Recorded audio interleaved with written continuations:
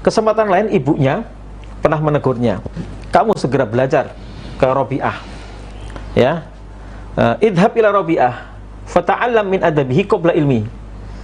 Kamu pergi ke Rabi'ah, ini seorang ulama besar, ya, seorang guru besar lah kalau di Madinah ini. Idhab ila Rabi'ah fata'allam min adabihi qabla ilmihi. Ini kata-kata yang mungkin kalau kita belajar itu ya menimba ilmu sih. Tapi ini apa kata sang bunda?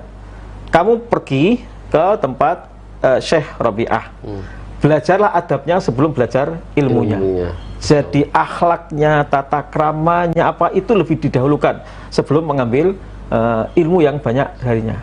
Ini kan luar biasa. Kadang kita ini ilmu yang kita serap dari ini, tapi kemudian akhlak, ya, tidak kita perhatikan. Dan ternyata ini tradisi di kalangan para ulama, adab ini menjadi hal yang lebih berat. Menghafal hadis, menghafal sirah itu ringan, tapi dalam mencontoh akhlak sang guru ini tidak mudah. Maka para ulama mengungkapkan kunna nata'allamul ilma fi 20 sana. Kami ini mewakili ungkapan para ulama, belajar ilmu, mengkaji fikih, tafsir, macam-macam itu membutuhkan waktu setidaknya 20 tahun. Ya, kalau kita kan ada wajib belajar 9 tahun, apa kan semacam itulah, Bang Heru. Jadi kami belajar ilmu itu, menimba ilmu selama 20 tahun. Wa nata'allamu al-adab fi 30 sana. Tapi untuk belajar adab saya butuh waktu 30 tahun. Gitu kan? Lebih lama ya? Lebih lama. Jadi inilah adab, akhlak ini kan yang kemudian memang memberikan banyak pengaruh. Maka sang bunda ini memberikan peran yang luar biasa kepada Imam Malik bin Anas yang ketika itu masih muda, walaupun beliau sejak belia sudah hafal Al-Quran, sudah menghafalkan hadis-hadis Nabi dan seterusnya, tapi ada persoalan-persoalan yang muncul yang ini biasanya ranah fikih. Hadisnya ada, tapi bahkan kita mengambil kesimpulan dari hadis, istimbatnya apa, ini kan perlu pemahaman yang mendalam. Bisa jadi hafal hadisnya, tapi dalam hal penerapan mungkin belum tentu tepat.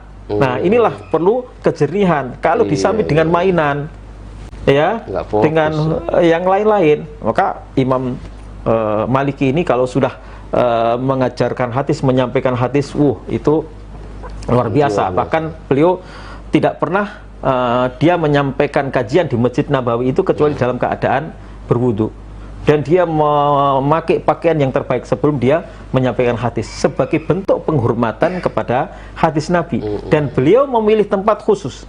Jadi di Masjid Nabawi itu ada tempat yang dahulu dipakai Rasulullah untuk beritikaf. Jadi misalkan ini ruangan di Bang Heru, ruangan.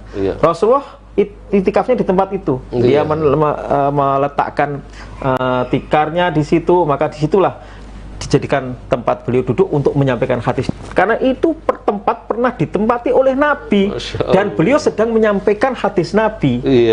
Dan sebelumnya Sayyidina Umar disitulah menyampaikan khutbahnya, menyampaikan. Jadi penjiwaannya itu, di urusan tempat saja sampai begitu. Ini adalah Imam Malik bin Anas. Jadi sebagai ijlalan li al-hadis an-nabi, sebagai bentuk penghormatan terhadap hadis Nabi. Jadi menyampaikan hadis saja itu dalam keadaan bersuci. Sehingga tempat yang dipilih lagi, ya, Masya Allah. Tapi memang gini Ustadz, maaf saya potong sebentar Ustadz, keutamaan adab dulu yang dipelajari daripada ilmunya ini memang sangat berpengaruh yang luar biasa dalam akselerasi proses transformasi ilmu rupanya Ustadz. Betul.